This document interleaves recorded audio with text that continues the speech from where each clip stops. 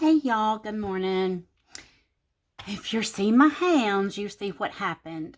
I didn't sleep last night and I started picking my fingernails off and picked them all off. So we're going to put on a new set today. So we're going to play Nail Salon. This is the acetone I tell y'all that I use. It's the Onyx Professional 100% pure acetone, maximum strength. I'm gonna, I've washed and dried my hands with dishwashing liquid. Well, I washed them with dishwashing liquid. I dried them with a towel.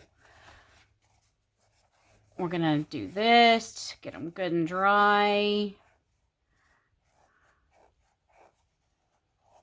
Then we're gonna prep the nail.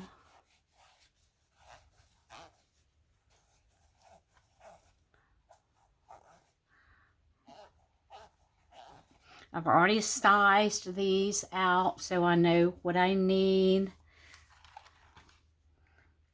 I did some filing down already. I'm going to try to address the cuticles here.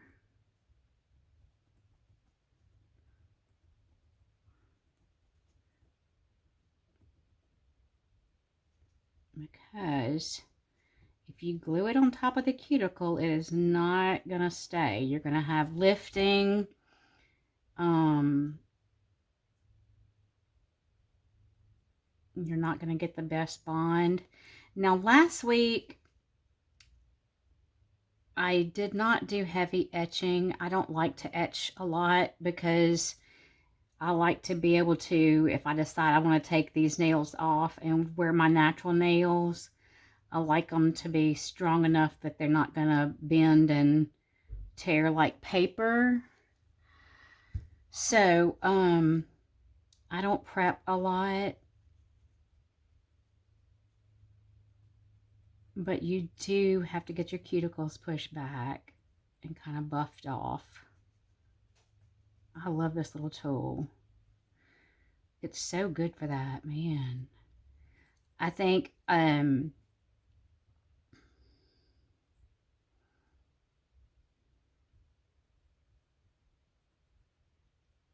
don't know what I think. I think, you can tell when I'm concentrating on something, right? But this little tool is pretty cool. And I will go back, because you see me, I'm running my fingers over it after I do this. That means I'm putting oil from my skin onto the nail, and that's going to hinder the bonding. We will not get as good a bond if there's any oil from my skin on the nails.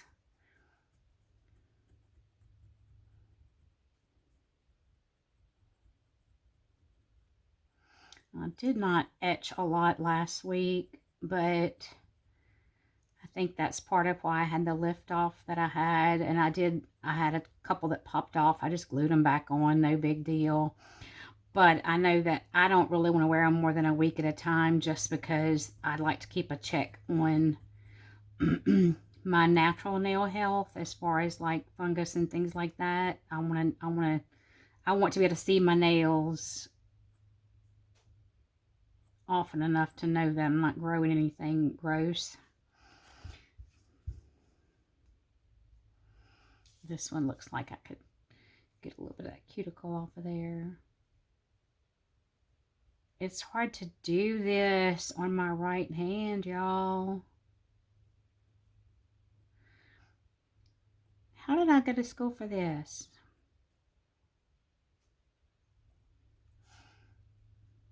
Y'all, I used to even be able to put sculpted nails on my right hand. How did I do that? I can barely even see it now, much less put nails on. Sculpted nails, of all things, right?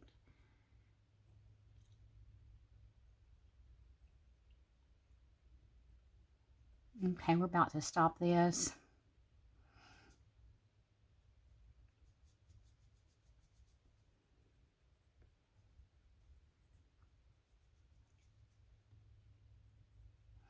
I think y'all get the picture.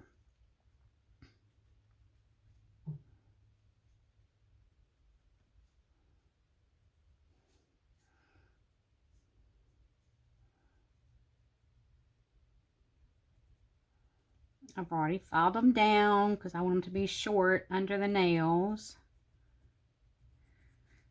And what happens is you think that, oh, I'm gonna leave my natural nail long and just put that on top. Your natural nail lots of times has a different curve than an artificial nail does. And that can leave a gap between the natural nail and the artificial nail. And that's where the water and fungus and stuff can come into play.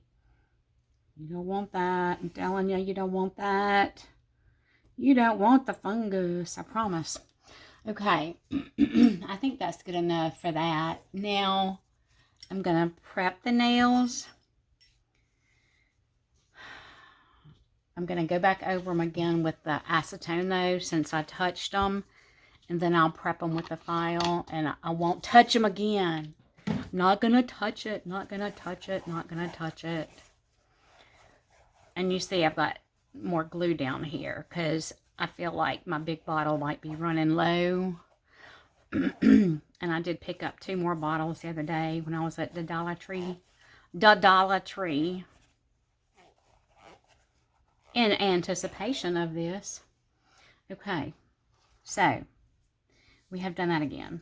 Now, let's get these out. Like I said, I've already gone through and sized them.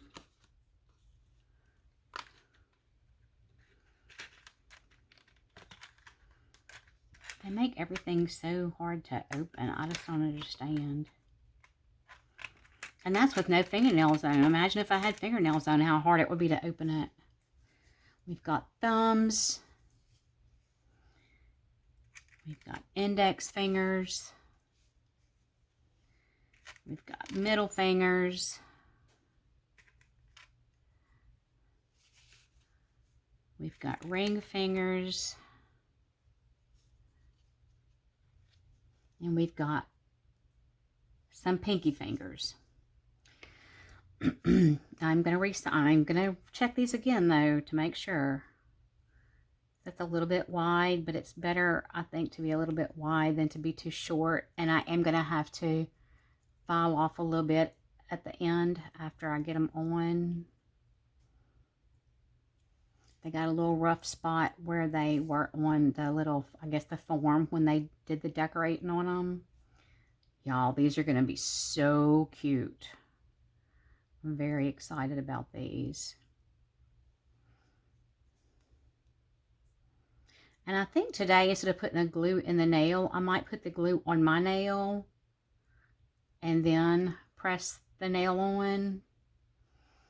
I think you might have better luck with that today instead of putting the glue in the nail and then trying to flip it over and all that, because y'all saw what a mess that was, right?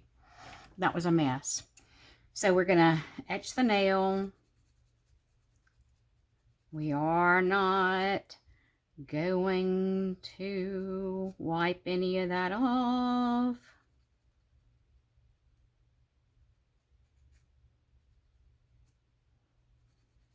We want to take off all the shine from that natural nail.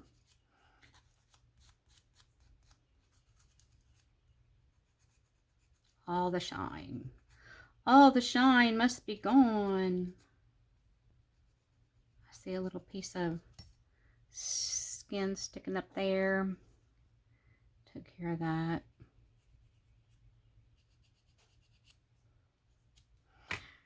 And we're going to try with this one. Let's see what kind of glue we got going on in here. Let's see if we got anything coming out of here today. So I'm going to try it. We're going to do this. And take that one.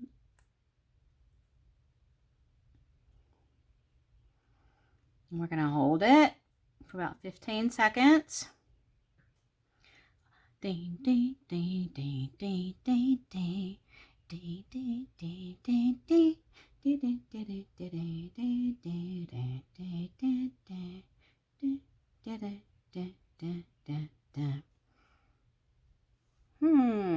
What do you think?